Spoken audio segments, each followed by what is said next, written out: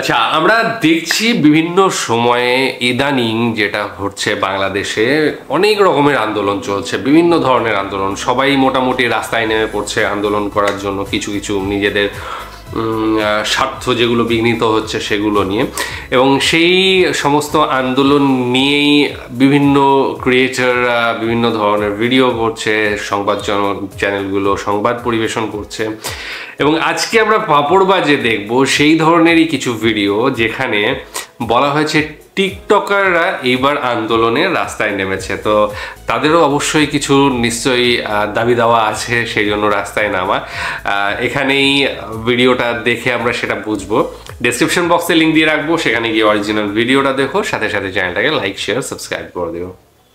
ভাইরে, দেশ আর দেশ নাই, দেশ হয়ে গেছে মামার বাড়ি। এইবার আন্দোলনের রাস্তায় নেমেছে টিকটকাররা। ময়মনসিংহ গৌরীপুরের টিকটকার আলামিনের 23 লাখ ফলোয়ারের ফেসবুক আইডি হ্যাকের প্রতিবাদে এই হ্যাকারের দৃষ্টান্তমূলক শাস্তির দাবিতে মানববন্ধন ও প্রতিবাদ সমাবেশ করেছে টিকটকাররা। গণমাধ্যমে আলামিন বলেছে সে ফেসবুক থেকে ফানি ভিডিও বানিয়ে 1 কোটি টাকার উপর ইনকাম করেছে, যার বেশিরভাগ টাকা গরিব মানুষকে এই মহৎ টিকটকার দান করে দিয়েছেন। শুধু তাই না, যে আইডি হ্যাক হয়েছে সেখানে নাকি $18,000 ছিল। টিকটকার আলামিনের সাঙ্গুপাঙ্গুরা বলছে যতক্ষণ পর্যন্ত আলামিন ভাইয়ের আইডি ফেরত না দেওয়া হবে ততক্ষণ পর্যন্ত মানববন্ধন চলবেই, দরকার পড়লে বিক্ষোভ সমাবেশ হবে। বলছিলাম কি, টুটমারানি ভাইয়েরা, ইউনুস সাহেব কি কোনোভাবে আপনাদের মামা লাগে নাকি? না মানে মামা না লাগলে তো এমন মামার বাড়ির আবদার করতেন না।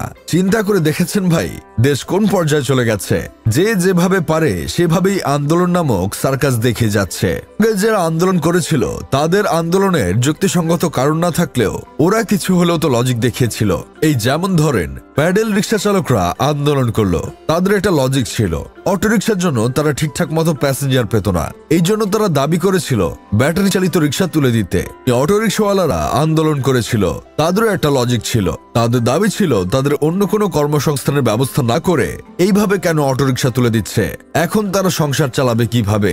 বাসার কাজের বুয়ারা আন্দোলনের রাস্তায় নেমেছিল, তাদেরও একটা লজিক ছিল।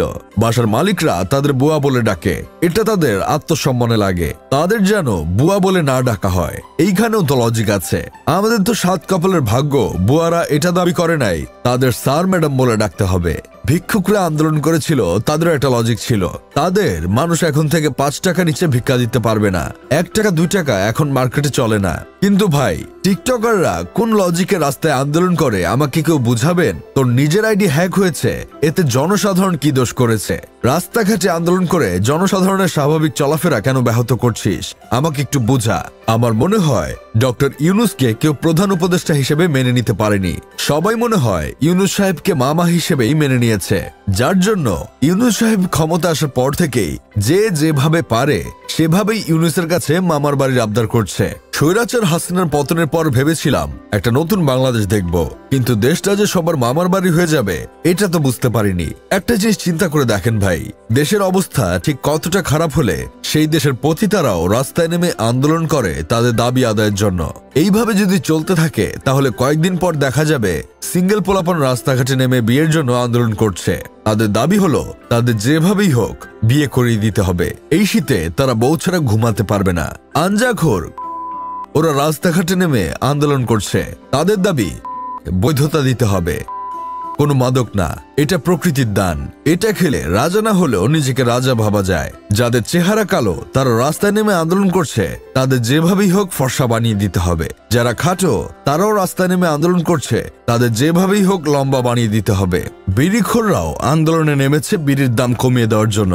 যাই হোক, শেষমেশ আমি গোলাম হোসেন একটা কাজের কথা কই, দেশে যে সরকারি আসুক না কেন দেশের কোনো পরিবর্তন হবে না যদি আমরা নিজেরা পরিবর্তন না হই।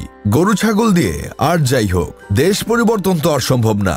আচ্ছা, ভিডিওটার কমেন্ট সেকশনে একটা বেশ ভালো কমেন্টস দেখলাম, সেটা হচ্ছে যে নানি চলে যাওয়ার পর তো মামার বাড়ি হয়। তো নানি এখানে শেখ হাসিনাকে বলা হয়েছে, তো সেখান থেকে যখন শেখ হাসিনা বেরিয়ে গিয়েছেন তাই জন্য ওটা মামার বাড়ি হয়ে গিয়েছে। যাই হোক, মজার কথা, মজার ব্যাপার। এবং ভিডিওটাও ফানি ভিডিও, যেখানে বলা হয়েছে টিকটকাররা আন্দোলন নেমেছে। অবশ্যই তাদের দাবি দেওয়া আছে, যেটা হচ্ছে যে আমাদের যে অ্যাকাউন্ট সেটা হ্যাক হবে কেন। প্রচুর টিকটকার রয়েছে, তাদের পক্ষ থেকে একজন হয়তো মানববন্ধন করছে সবাই মিলে, এবং সেখানে বলা হচ্ছে দাবি এইটাই যে আমাদের অ্যাকাউন্ট যাতে সুরক্ষিত থাকে, আমাদের অ্যাকাউন্ট যাতে হ্যাক না হয়, সেইটারই একটা আন্দোলন।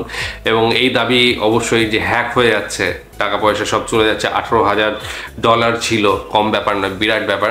তো সেই জায়গা থেকে এবং সেখান থেকে টিকটকাররা যেটা বলা হচ্ছে যে বিভিন্ন ভালো ভালো কাজে, সমাজ কল্যাণমূলক কাজে টাকা ইউজ করে। তো সেই জায়গা থেকে সরকারেরও একটা দায়বদ্ধতা আছে, যে দায়িত্ব আছে যে তাদের যে অ্যাকাউন্ট সেগুলোকে প্রোটেক্ট করা, তাদের মানিগুলোকে প্রোটেক্ট করা, অন্য হাতে যাতে না চলে যায়, অন্য দুর্বৃত্তদের কাছে যাতে না চলে যায়, সেখান থেকে বিভিন্ন রকম খারাপ জায়গায় ইউজ হবে।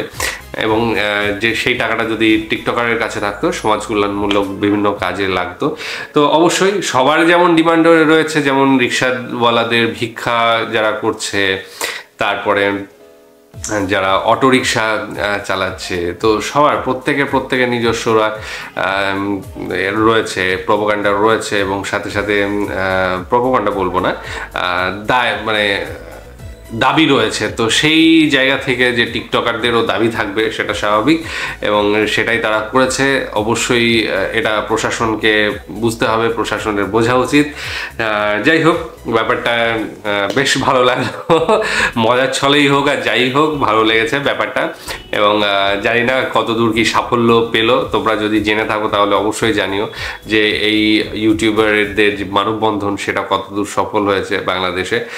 তাহলে আমরাও জানতে পারবো, আমরাও মোটিভেটেড হতে পারবো। যাই কেমন লেগেছে জানিও, ডেসক্রিপশন বক্সে লিঙ্ক দিয়ে রাখবো, সেখানে এই অরিজিনাল ভিডিওটা দেখো, সাথে সাথে চ্যানেলটাকে লাইক, শেয়ার, সাবস্ক্রাইব করো।